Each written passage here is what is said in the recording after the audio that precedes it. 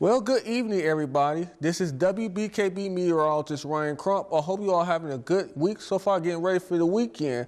Hope you all have an umbrella in handy because you're going to certainly need an umbrella as you go out running your errands for Saturday and Sunday, even a little bit on your Monday as well. And that's due to a low pressure system that's going to be moving to our moving out from the Rockies all the way through the Midwest and bringing us rain chances throughout the week. I'll talk about that in just a moment. But we're going to talk about Tropical Storm Shine and Invest 94L. That's going to be impacting the Atlantic right now. You see that Shine has wind speeds at 45 miles an hour. It's 1,004 millibars. It's moving at west-northwest at 13 miles an hour. I know recently it had got downgraded to a tropical depression, but strengthened once again as we went through the day, went through the early part of yesterday, the late part of yesterday into early today.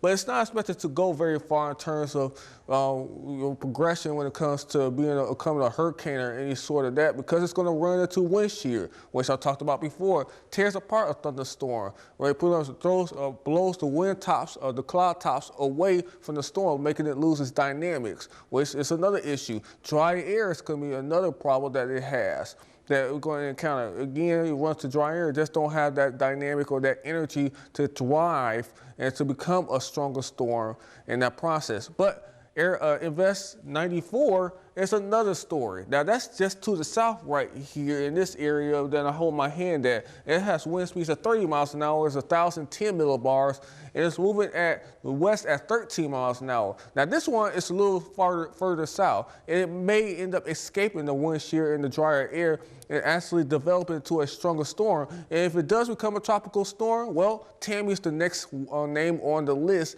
and it's expected to continue to move in this direction. Now, bringing the Virgin Islands and the Caribbean islands at risk in the Antilles. So they're going to have to watch out for the storm as it comes into the next several days, and we'll keep you posted on that as we go into next week. Well, in our area, we're going to be dealing with some rain of our own, but it's going to be in a much smaller variety. It's going to be cool and it's going to be wet this weekend.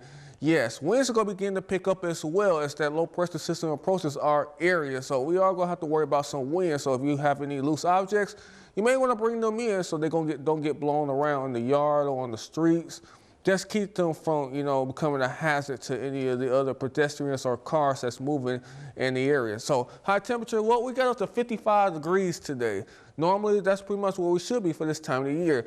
Record high was 84, and that occurred back in 1956. Record low, wow, 19 degrees, and that occurred back in 1934. So temperatures, well, we're not going to move very much as we go through the next several days until we get to get to Tuesday or Wednesday next week, where we could see a potential 60-degree temperature. So yes, I mean, that's not warm, but it's much warmer than what we've been seeing the last few weeks. So yes, winds are going to be on a major increase as we go through this weekend. That's due to that low pressure system.